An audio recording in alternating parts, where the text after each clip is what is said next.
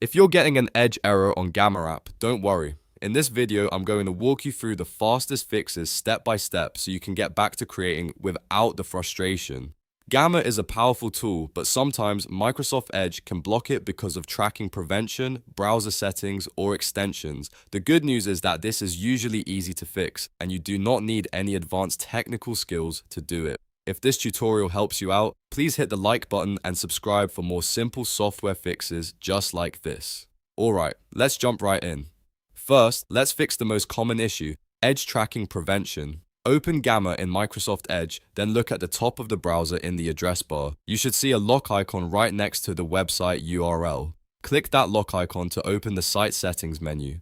In the drop-down menu, look for the option called Tracking Prevention. This setting is often what causes Gamma to load incorrectly or block certain features. Once you find it, toggle the switch to Off specifically for Gamma.app. This is important because you only want to change the setting for Gamma, not for every website if you do not need to. After turning it off, refresh the page and try your generation again. In many cases, that alone will solve the issue. If Gamma still gives you an error, the next thing to try is hardware acceleration in Edge. Hardware acceleration can sometimes conflict with web apps and cause blank screens, freezing, or generation errors. To change this, click the three dots in the top right corner of Edge to open the main menu.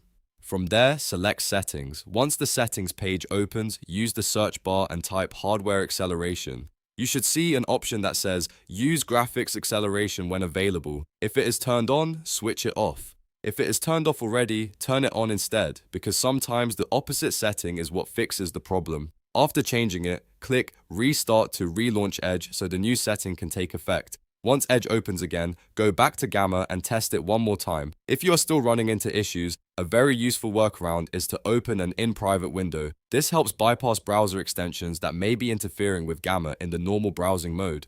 Some extensions like ad blockers, privacy tools, script blockers, or security add-ons can prevent the app from working properly. To do this, open Edge and press Ctrl+Shift+N. Or click the menu and choose InPrivate Browsing. Then open Gamma in that fresh window and try your action again.